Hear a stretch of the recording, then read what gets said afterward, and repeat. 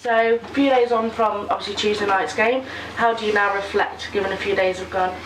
To be fair, I've not really reflected too much on it because the focus has been to tomorrow's game, to be honest with you. I think sometimes with obviously those midweek games, the longer you spend sort of looking back, the bigger issues you give yourself going forward. There was definitely a lot much better about certainly the second half Tuesday night than there was obviously on Saturday, and at least in that sort of second period we looked to get more balls into the box, create more chances. Obviously we got the goal, and we had a couple of decent other opportunities, so it was more sort of focusing on the positives that came out of it and trying to obviously move them forward into Saturday. You made some sort of formation changes, some personnel changes for the League Cup game. What did you make of those that came in?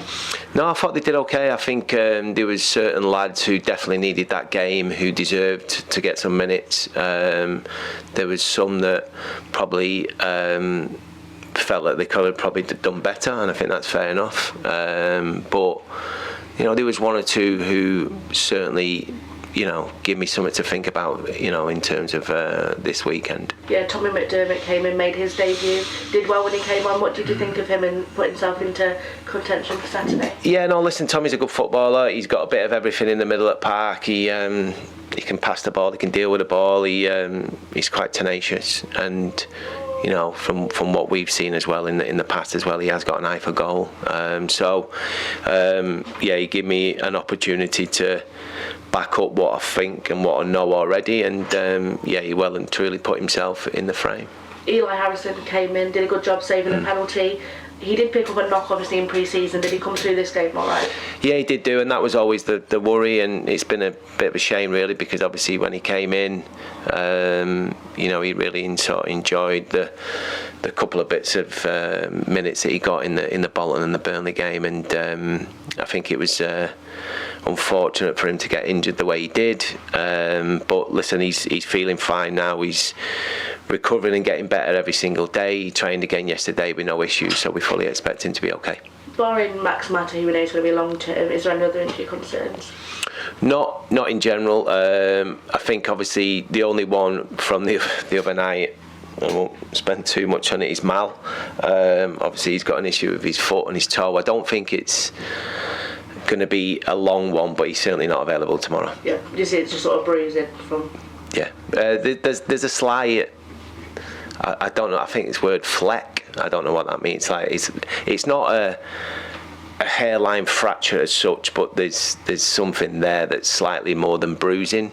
But it's probably going to be, maybe a week to 10 days before he recovers, just to get rid of all the bruising and stuff. I just wanted to ask you about the style of playing. Obviously, it's still in its infancy. Your clear message of trying to pass the ball around has led to some mistakes in the first few games. I just wondered about your thoughts about that and how you're trying to develop that style.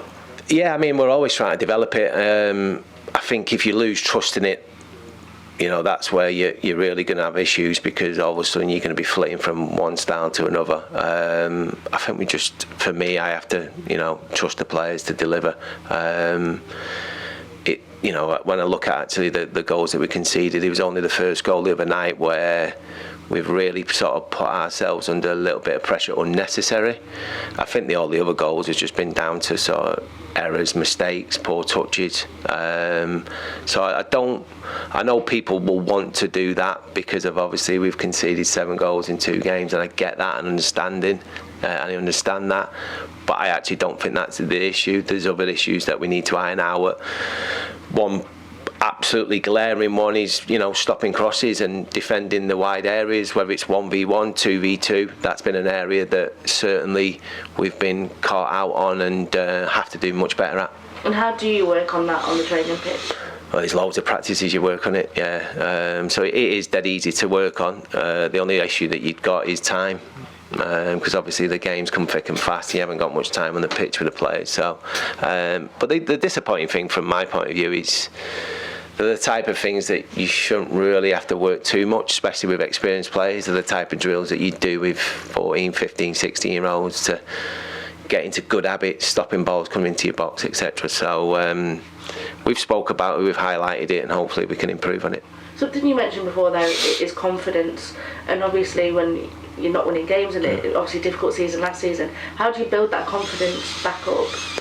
Well, you certainly don't do it by destroying the players, so I won't be certainly doing that. I've got to make sure that I try and keep encouraging them, keep believing in them, make sure that they know they've got the trust in me to stand strong and be strong, and then hopefully if you give them that belief and give them that confidence, the performances will be better, and then obviously once your performances get better, results do come. So I think from my point of view, I've just got to make sure that I make them aware of what's not right, but at the same time encourage them to stay positive and be positive in what they do.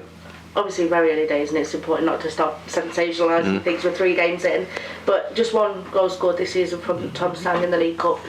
How, it's obviously you want to score more goals, but how are you going to go about doing that? Is it a changes in formation, personnel?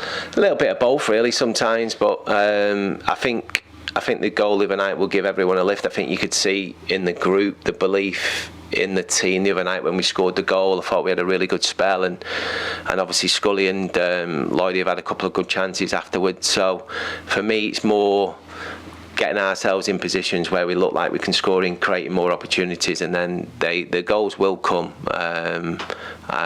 It's just at this moment in time we're having that little bit of a spell in that final third where we're just lacking a little bit of confidence, maybe a little bit of belief, but I think over a period of time, whether it's 10, 12 games, hopefully we'll look back at the first couple of games of the season and go, right, okay, well that was something that we needed to sort of move on. And looking ahead then to Saturday, Colchester, obviously under Danny Cowley now, how are you feeling going into this one? Yeah, no, it's going to be a tough game. They can mix it up really well. They can go into the front players early if they need to. They've got players in the middle of the park who can deal with the ball. They're a good side. Obviously you've seen the result that we got against Tranmere. I watched the game the week prior to that, and to be fair, they dominated Tranmere. They were a miles better team. Not part to try to scare people, but no, they're a decent side. They can do both sort of sides of the game. So it's going to be a tough game, but look, it's one that we're sort of relishing and looking forward to. And I think obviously people will sort of, you'll use the word sensationalise things over the last 3 games. I think it's important for myself to make sure that the players stay focused and deal with the job in hand, really, than worrying about anything else. Thank you.